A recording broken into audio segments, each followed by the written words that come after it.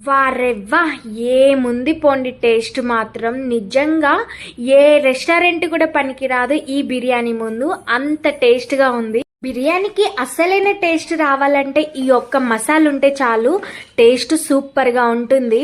మరీ బిల్డప్ చెప్తున్నాను అనుకోకుంటే ఒక్కసారి మీరు కూడా ఇలా ట్రై చేసి చూడండి.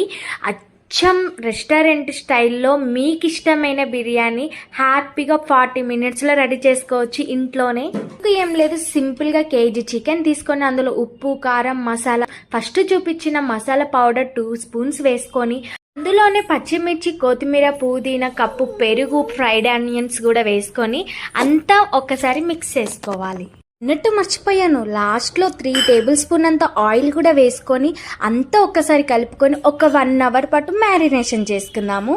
ఇప్పుడు కదా అసలైన ఘట్టం మొదలైంది. ఇప్పుడు 80% ఉడికిన రైస్ ఒక్కొక్క లేయర్గా వేసుకుంటూ దానిపైన సీక్రెట్ మసాలా కూడా వేస్తూ ఇంకా కొత్తిమీర, పుదీనా, ఇంకా ఫ్రైడ్ ఆనియన్స్, కొద్దిగా నెయ్యి కూడా వేసుకుంటే సూపర్గా ఉంటుంది. వేసుకొని ఒక 40 మినిట్స్ కుక్ చేసుకుంటే అయిపోతుంది. ఎంతో రుచికరమైన బిర్యానీ ఆస్వాదించవచ్చు. నాకైతే చాలా బాగా నచ్చింది. ఒకసారి మీరు కూడా ట్రై చేసి ఎలా ఉందో చెప్పేయండి. వెళ్ళే ముందు ఒక లైక్ చేయడం మాత్రం మర్చిపోకండి. Until then bye.